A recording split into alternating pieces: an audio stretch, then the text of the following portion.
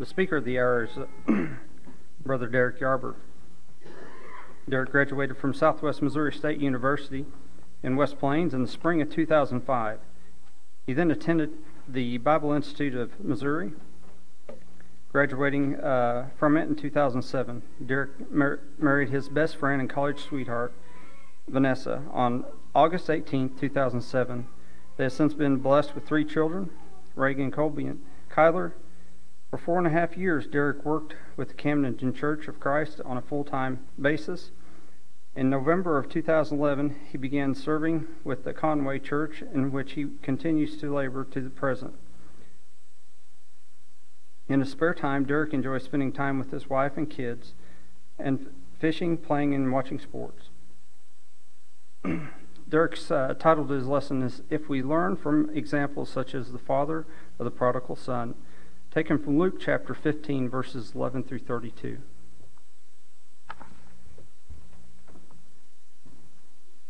In our congregation at Conway, we have a big youth event every year. It's the end of August, and the reason for my telling you that isn't to promote it, considering it's already about a year away anyway until the next one happens. I had a good friend who's a member of another congregation and a deacon in that church, and after the event, he sent me this text message. He said, "Thank you all for hosting. It was great to be there. Tell the women of the congregation, thank you," with 3 exclamation points. He said, "A lot of times the women are behind the scenes working hard and aren't recognized," of course meaning enough, for their efforts and the good things that they do for the Lord. I realize that this isn't our youth event at Conway. This is a totally different event in another congregation, but I felt like it's so fitting as I was reflecting back on how well the ladies here have treated us. I know we guys, especially speakers, get a lot of credit, probably undeservedly so, for the little bit that we can do for the Lord. But I just wanted to pass that along. A big thank you to the ladies, not only for the great meals that have been provided, and for some of the men too, if you've had a part in that, and also especially to the ladies, and also I know several men, for all the hospitality that's shown. It is greatly appreciated. I've been given an assignment that I believe is the greatest story that's ever told. And when I say that, I'm talking about things that are merely a story and didn't actually happen. I believe it's the greatest story that's ever been told. Whenever you're given the assignment to expound on the greatest story that's ever told, it's either because people feel like you're going to do such a great job with that great story, or it's because the story is so great, it doesn't matter what kind of job you do, it's still going to be a great story. And I'm afraid that probably the latter is the case of those. But I appreciate the assignment that's been given to me. I do love this story so much because I do believe that it's the greatest mere story that's ever been told. When you're dealing with the greatest story that's ever given, there's obviously a lot to be taught, and there is much to learn. The reason we're going to be looking at the parable of the prodigal son, however, is more so with a single aspect in mind. Part of why I do appreciate the assignment so much is because I don't believe I've ever looked at this story from this vantage point until it was given to me. Basically, what I was told in the title is we just want you to focus on the father in the story. And of course, that's going to involve the other characters some, but we're really going to be trying to look at this account through his vantage point.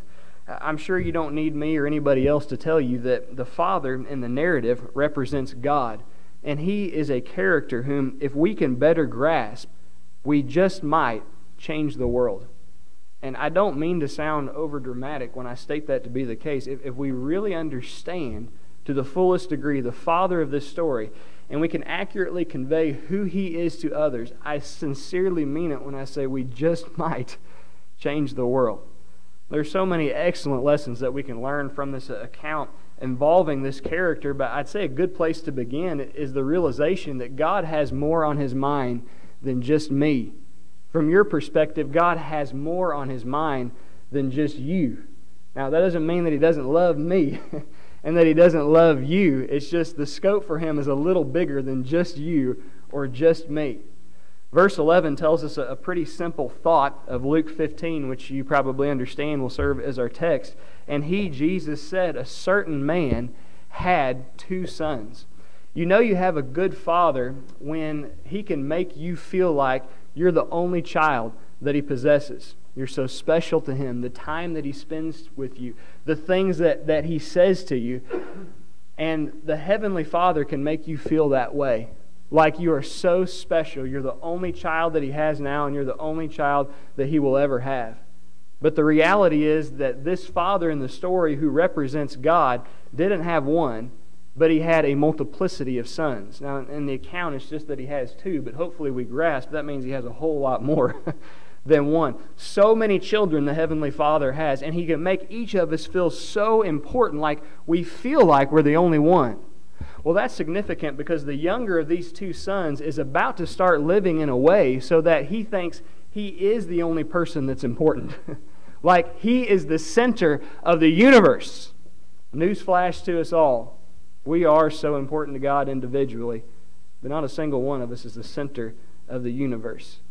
Even if we leave the Father behind and we begin other adventures, spiritually speaking, than what we should, He still has other children that He needs to be concerned about and take care of, even if we leave Him behind. Well, this younger son leaves him behind, and he starts making some really bad decisions in his life. Do you understand? God will let you make all the bad decisions that you please. That's your choice to do such a thing. Verses 12 and 13 read, "The younger of these two sons said to his father, Father, give me the portion of goods that falleth to me. And he divided unto them his living. And not many days after, the younger son gathered all together, and he took his journey into a far country." Bad decision number one that the younger of these two sons makes. He thinks it's terrible living at home. If I can just get out from under the control of my father, life will be so grand. For the first time in my existence, I can really have fun, I can have a good time, and no one is going to keep me in check for doing it. He thinks life is about to start for him. This is kind of a difficult lesson to preach and to teach. And probably when you consider your own life, it's a difficult one to consider, to read, and to hear every time, because I think all of us, to some degree, can relate to this younger son. It wasn't to a degree of sinfulness, but when I was 20 years old, I had the opportunity for the first time, I took advantage of the opportunity for the first time to spread my wings and to fly the coop.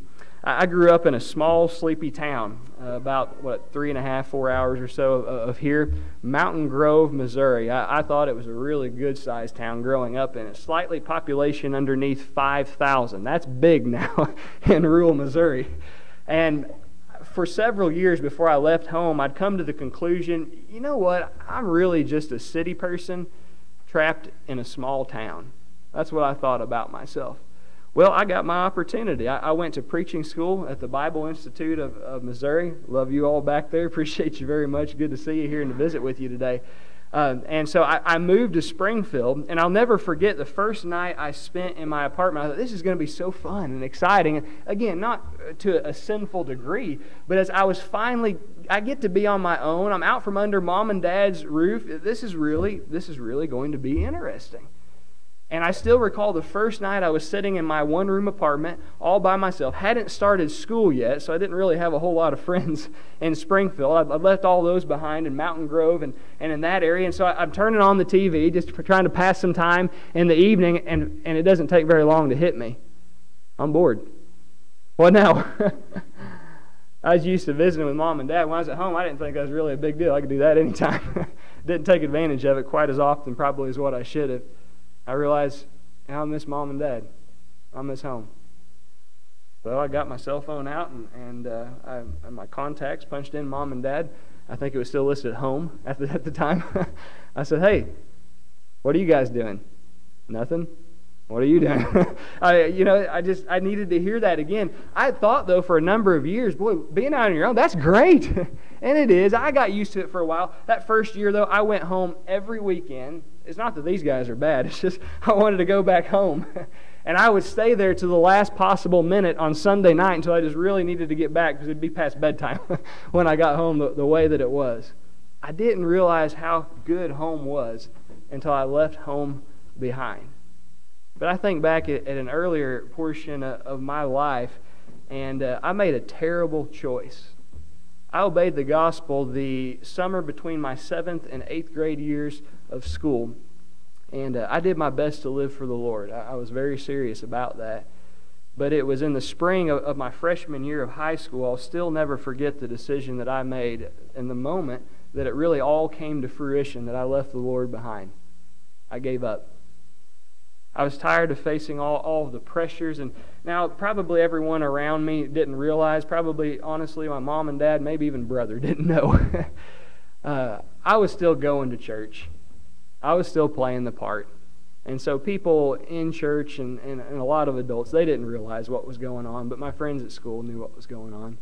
My peers around me knew the kind of person that I'd become. I made the decision to leave the Lord and to live for myself again. I thought what I need to do is to leave my Heavenly Father and my church family behind, even though I'll still make it look like I'm a part of them. And that's really when life's going to begin for the second time for me. I think I can honestly say the moment I made that decision and that life started, I regretted it deep down immediately. But it took me 4 years to be able, I believe, to conquer my self-pride and to admit to my church family that I'd made a major mistake that I wish I'd never done. Credit this young man that even though it also took him a while to come back home, we're going to find out in a little bit that as soon as he realizes he makes a mistake, he goes back home. It took me a little bit longer to do so. God will let you make all the bad decisions that you want. God let me make the bad decision in my life and many more that I've made. He's let you make a lot of bad decisions in your life too. But something that we need to understand is when God's children make bad decisions, that's not a reflection on the Heavenly Father's parenting. And bad decisions this young man certainly made. The first one was, I'm going to get away from Dad. He's just a tyrant at home. And I'm going to live for myself. That's the first mistake that he made. But we get into a little bit more detail by verse 13, where it's stated there in this foreign country, he wasted his substance or his possessions that really Dad had earned with riotous living. Now, this term riotous from the original language, there are 4 times, including Luke 15, that is found in one form or another. Luke 15 excepted, you have 3 occasions in which it's used, and 2 out of those 3, which is the majority, has to do with abusing alcohol. Although it would be difficult to prove concretely, it's very likely that this young man was wasting his money and wasting his time on drugs. We're told in verse 30, if we're to believe the account of his elder brother, this thy son was come, which hath devoured thy living with harlots, prostitutes. That's kind of interesting, isn't it? The major 2 things we are led to believe about this younger son and how he's living in opposition to the father's will very likely involve sex and drugs. I have to check when people suggest that the Bible was written 2,000 years ago and that it was in a totally different culture than what ours is. And what application does it have today for us so much longer who have, as we learned last lesson, have wised up so much to this point? What's the greatest vices that you could find? 1 and 2 things in American 21st century culture. What would you say? Is it not still sex and drugs? What's the greatest struggle in particular that young people have in 21st century America? Is it not sex and drugs? Now, I want to ask you this. Where and when at home did this young man learn from his father these were good ideas? Did his father ever teach him to do either one of these things? Did he ever have an example set for him by Dad? Hey, this is a great lifestyle, son, in which you need to engage. It wasn't Dad's fault that he did these things. The bad decisions just continue to pile up with this young man. Verse 15, it gets to the point that he goes and joins himself to a citizen of that, remember, a foreign land, that country, and he sent him into his fields to feed swine, pigs. Things are getting really tough in this young man's life. And so he's looking for help and searching around him. He thinks, this is it. This guy, very likely, I don't know from Adam. Now, the significance of this man being from another culture in Jewish society is that he's very likely a heathen, an unbeliever. But it's this heathen or unbeliever who's going to help me, he thinks, get my life back on track. He doesn't even have his own life on track. How's he going to help this young man get his life on track? Young people, when difficult times arise in your lives, maybe even some tough times at homes, in your home, just because you're a part of a Christian family doesn't mean there are never going to be times of difficulty, even in your own family. And if there's some hardship for a while and you need someone to help you get some things worked out, and for whatever reason, for the time being, it's not mom or dad, or it's not brother and sister, don't make the mistake of looking outside to another family, outside of God's family, for someone from whom to get help. It's easy, though, to look around you and your peers with whom you go to school, your friends. Hey, can you help me out with this? Your teachers, your principals, your school counselors. Ask yourself first, wait a minute, do they have their lives on track, spiritually speaking? And if they don't ask spiritual advice from them. Don't allow them to help you get your life back on track. They don't have theirs on track. Adults, don't we often, though, look to our coworkers that we don't really know all that well? Maybe we've only worked with them for a few months or a few, hey, could you help me out with this problem that I'm facing in my life? Maybe we would go to our employers or our neighbors. Hey, listen, you're an independent party. Could you tell me what you think here? Wouldn't it be better off if we would seek out more often than we do spiritual counsel from within God's own family, from His holy nation? Why don't we spend more time seeking aid from our elders, from our deacons, from our ministers, from our faithful church members, people who already have their lives on track so they can help us get our lives back on track? I'm not saying these people are perfect and they never make a mistake, but at least they're heading in the right direction is what I'm saying. This man goes to the wrong spot. Doesn't go to anyone of his own nation, even outside of his own immediate family. He seeks help from a Gentile man who doesn't have his life on track. Do you think he learned that from his father? Do you think his dad ever told him, listen, son, when things really get hard, you need to go find an unbeliever and ask him, how did you get in this state where you're found? How is it you got on the track that you're heading toward hell? I really need help getting there. You think his father told him that? Do you think his father demonstrated that to him? A bad decision this young man makes. But it's not his father's fault that he makes this bad decision. If children who are making bad decisions, once they leave the home, if that's always the fault of the father, that would mean that bad parenting always produces bad children and good parenting always produces good children, and you couldn't have a mixed bag within kids. This guy's got a mixed bag. How did that happen? Verse 29, the older brother answering said to his father, Lo, these many years do I serve thee, neither transgressed I at any time thy commandment. There are two ways of looking at this remark that's made. Some see it as a self-righteous lie that the man puts forth. I'd say I probably viewed it more in that light in former years. And there is some evidence that could be provided toward that. You go back to verses 1 and 2, maybe it could be understood in that light. But a little bit later, when we get to the end of the chapter, we will find that it seems that the father agrees with this sentiment that the son puts forth. And I don't believe it's to be interpreted literally that he's claiming, I have never committed a sin at any point in my days. I think simply what he's discussing is the overall parameter of his spiritual course. I think he's saying, Dad, throughout my life I've respected you and I've done what you said consistently, is what he has in mind. I've never totally left you behind, I think is what he's saying. And that's a true remark. His dad's a good father. And the older son's doing the right thing for the most part at this point. The younger son is left home and is doing the wrong thing. That's not the fault of the father and how he raised those two children. He's a good parent. Eventually, kids have their own choices in life that they have to make. We can understand this, that when we make bad choices as God's kids, He's never going to bless those bad decisions that we make. I mentioned to you that things were getting rough with the younger son. Verse 14 provides a little more background on that. When he had spent all. Well, this is a tough lesson to learn as a young person. I've been in those shoes before, haven't you?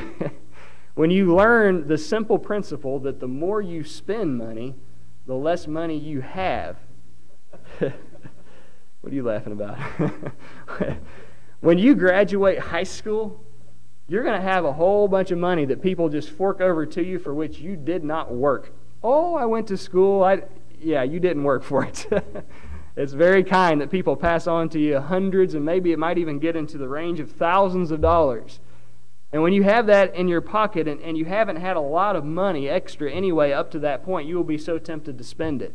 Now, that's your decision if you want to do so, but you'll find the faster you spend that money, the less you have, and you don't have a source like you had given you that money replacing what it is that you're spending. You learn the lesson the hard way. The more money you spend, the less you have.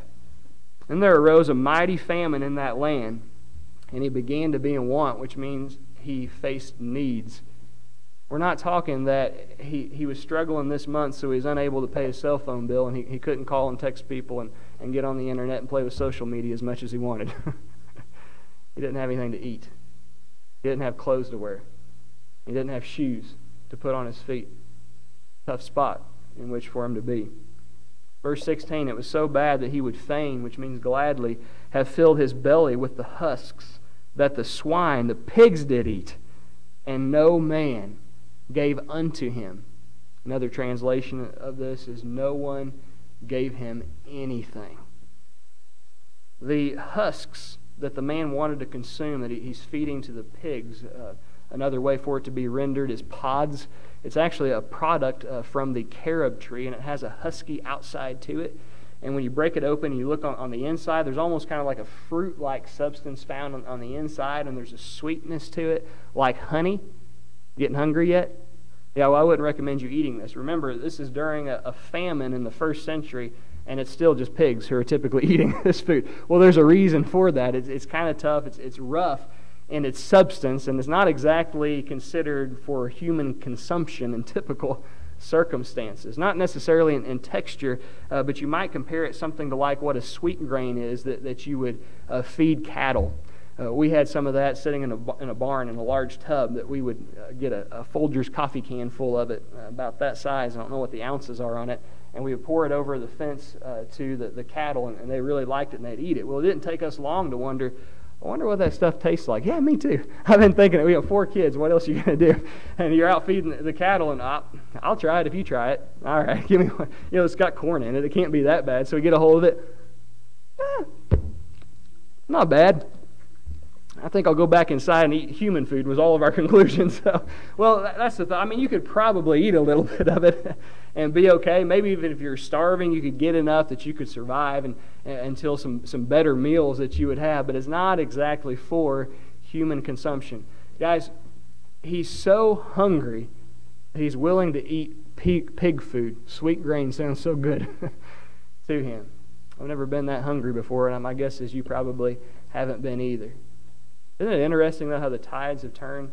You have this younger guy, and he's so demanding early on. Dad, give me, give me, give me, is his attitude. I'm entitled to that, is the way that he thinks. That's the kind of lifestyle that he lives and the type of aura that he's displayed. But now he's at a point he can't demand anything from anyone, but he's begging from others. And when God says no one gave him anything, he means no one gave him anything. Not his new employer, not his new co-workers, not his new friends that he's found in a foreign land. Oh, they were such good buddies back before, but he doesn't have anything. They don't care about him anymore. They were probably just using him for the things that he could help them with. No one back home either. No servants in his father's household, not his elder brother, not even his own father was sending him a check. You know why his dad was withholding monetary funds for him? It could be it'd be so hard to get him to him anyway, but I believe even if he was closer to him, he wouldn't have given him anything because he wasn't going to enable his sinful lifestyle. He loved him too much to do such a thing. And I believe this is exactly what it takes. You have this man who's sitting with the pigs, looking at what's utterly disgusting to him as a Jew, a filthy pig. And that is where we're about to find out. He first comes to his senses because it takes him staring in the face what's most detested to him to realize that's exactly what he's become. A spiritual, filthy pig. And that's a credit to the Father because he wouldn't enable his sinful lifestyle. I don't mean to stand in front of you and act like I'm an expert parent. I'm just getting my feet wet in this gig. As mentioned, I have 3 children 5, 3, and 1. So I'm not talking to you from experience. I'm talking to you from the lessons that I gleaned from God's Word and that you can see for yourself as well. One day when my kids become teenagers, let's say that with one of them, I'm having trouble. They're wanting to go out to parties on the weekend, and they start doing that. I've heard said before, what can I do about that as a parent? Here's an idea. Take a page out of the father's book from the prodigal son. Take away their car keys from them. Stop making their car payment. Stop paying the insurance on their vehicle. Don't enable the sinful lifestyle, and see if anything changes with them. See if that helps them to come to their senses. Well, my kids have left home. They're in college, and they're involved in all kinds of immorality in the lifestyle. What can I do about that? Stop making their tuition payment to college. Stop buying their books for classes. Stop making the payment in their dorm or their apartment where they're staying. See if that changes anything. And by the way, I'm not suggesting that a parent should do all those things for a child. My point is there is still a way to influence kids even once they leave the home, even though you might not have direct control, and I might not have direct control over them. The father's not going to bless any of these bad decisions of his son. That's not because he hates him. It's because he loves him.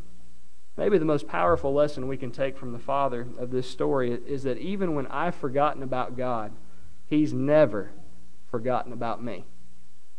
Verses 17 through 20. And when he came to himself, this is the younger son, he said, How many hired servants of my father's have bread enough and to spare, and I perish with hunger? I will arise and go to my father, and I'll say to him, Father, I've sinned against heaven and before thee, and am no more worthy to be called thy son. All I wish is for you to make me as one of thy hired servants. And he arose with that mentality, and he came to his father. You know, it's a sad truth, but this is the first mention we have of this son ever even thinking about the father after he left home. I can't firmly prove it, but having no evidence to believe otherwise, that would lead me to conclude this may very well be the first time he has thought about Dad since he's left home, because he's forgotten about his father until this point. Verse 20 says, But when he was yet a great way off, his father saw him and had compassion and ran and fell on his neck and kissed him.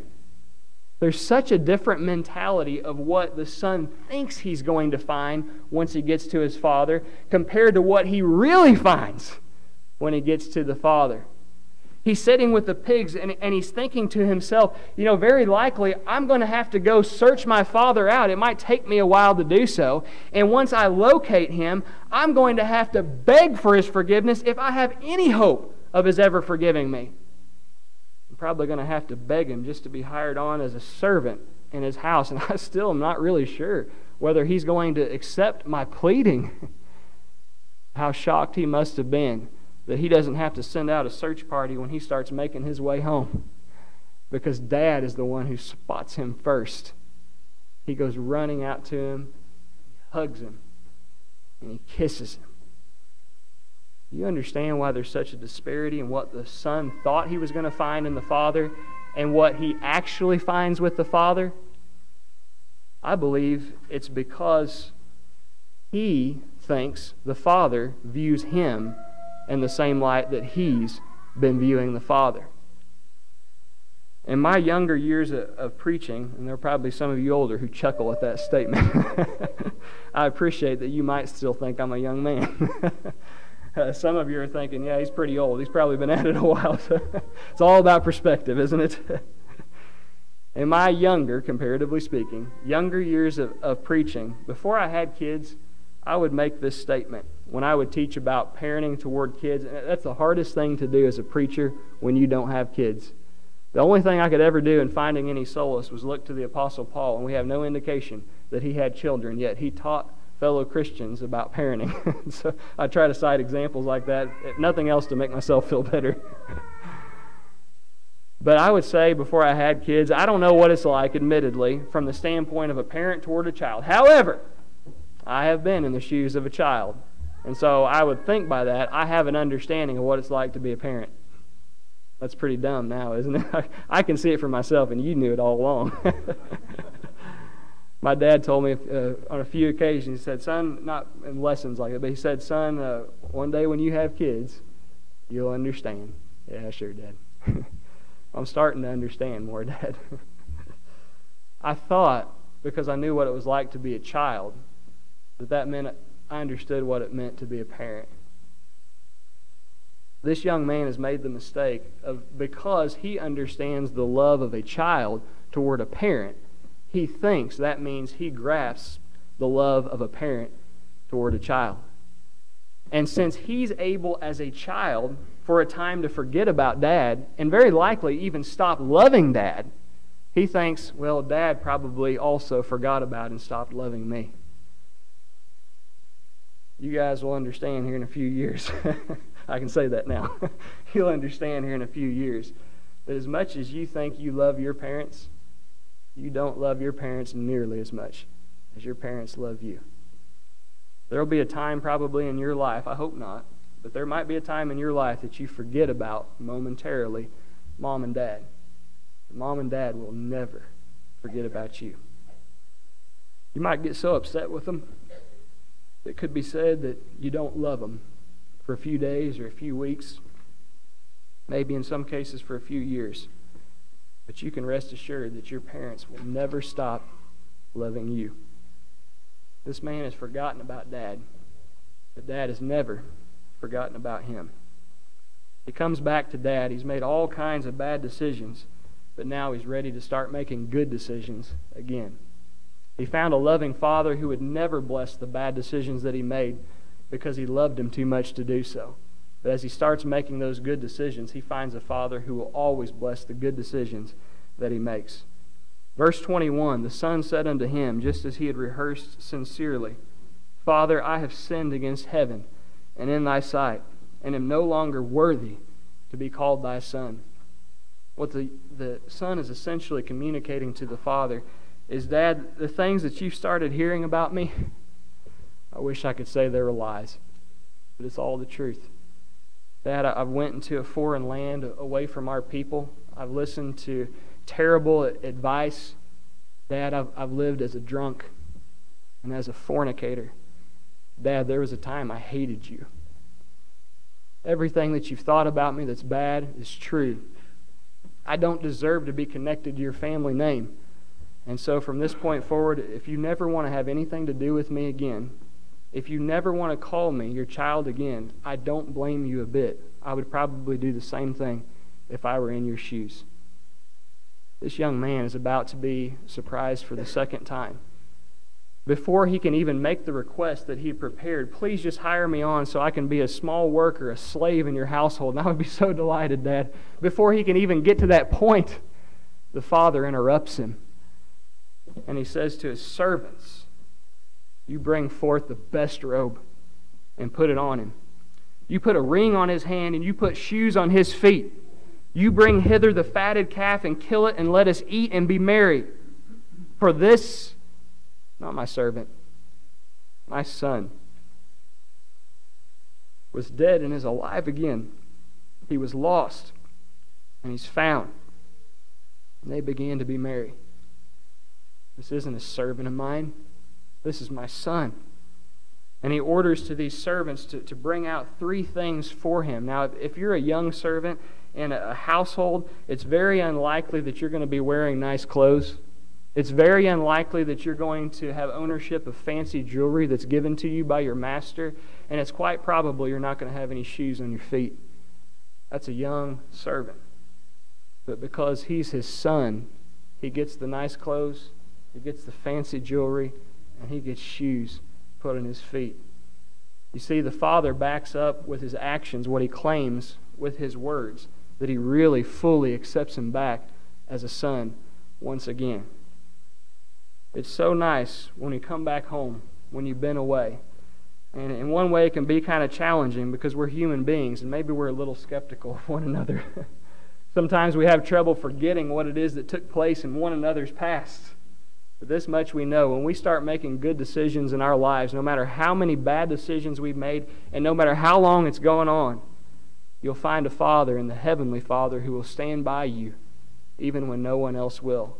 And I don't just mean that in relation to the younger son. Verses 28 through 30, the older son was angry and would not go in. Therefore came his father out and entreated him, which means begged him. And in Greek, that's in the imperfect verb tense, which means continuous action in the past. Very likely the son refuses. No, I'm not going to go in. Son, won't you come in? No, I'm not doing it. Son, come in with us. By the way, up to this point, who else do you see out there as this older brother is selfishly unforgiving? Who else do you see out there with him? There's nobody. Nobody but the Father. Because nobody cares about him more than what the Father does, even though he doesn't deserve it. He answering said to his father, Lo, these many years do I serve you. Neither transgressed I at any time thy commandment, and yet thou never gavest me a kid, as a young goat, that I might make merry with my friends. But as soon as this thy son, notice not my brother, this son of yours. Remember the plea of the son. I understand. I'm not worthy to be called your son, to be identified with his family. The older brother agrees, by the way. Yeah, you're not my brother. It's the father who disagrees. As soon as this thy son was come, which hath devoured thy living with harlots, thou hast killed for him the fatted calf. See the father out there standing with his son, even though he doesn't deserve it, trying to talk him into doing the right thing. Come on, son. You need to be a little more forgiving than what you're being. You also see one who stands by the younger son when others don't want to. 31 and 32, he said unto him, Son, the older, thou art ever with me, and all that I have is thine. It was meet or right that we should make merry and be glad, for this is not just my son. Don't forget, he's a part of the family too. This is your brother who is dead and is alive again and was lost and is found. I have a good friend and brother in Christ who preached for a number of years, and I've heard him pray from his heart on a number of occasions. He would say, Father, thank you for loving us, even though sometimes we're unlovable. Think about that. Thank you for loving us, even though sometimes we're unlovable. Right now, the older brother's being unlovable. There isn't anyone who, as we would see it, should be out there with him. Would you? I would say, if you're going to pout, fine, stand out there by yourself. Apparently, I don't love as much as I should, not as much as the Father does. You see the Father standing out there with him, still loving him, even though he's being unlovable at the moment. And then the younger son, you see such surprise from the standpoint of the way he sees things, that he thinks he's going to have to come home and really search out Dad. But when he starts to come home, he sees that Dad searches out and finds him even before he sees his father. He thinks that Dad's not going to want to have anything to do with him. Remember, he probably doesn't have sufficient clothing on right now. He very likely stinks. He's been feeding pigs. He doesn't even have any shoes, and Dad has so much that Dad leaves all the comforts. And he comes running out to meet his son, hugs his neck, he weeps, and he kisses him. So glad that he's home. And when he talks to him, he doesn't refer to him as the wayward, less than a goat, as his brother would see him. He doesn't refer to him as the wayward, less than a servant, as the younger son sees himself. He sees him as his son who has come back home. Brethren, if we spend time recognizing who the Father is and how much He cares, the one from the parable of the prodigal son, it's enough to forever change our lives. It's enough to forever change the lives of those who are around us. And it's enough to forever change the generation that will come.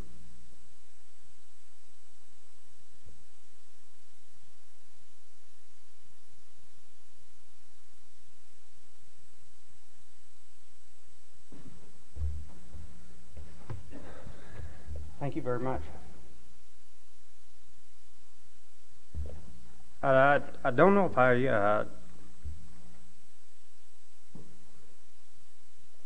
don't know if I truly understood the story until I became a parent.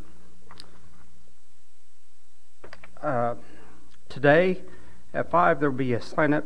There's a meal for OABS at Zarda Barbecue in Blue Springs. There's a sign up sheet in the foyer by the front door. and you can see Bill or Ted for more information. There are several displays throughout.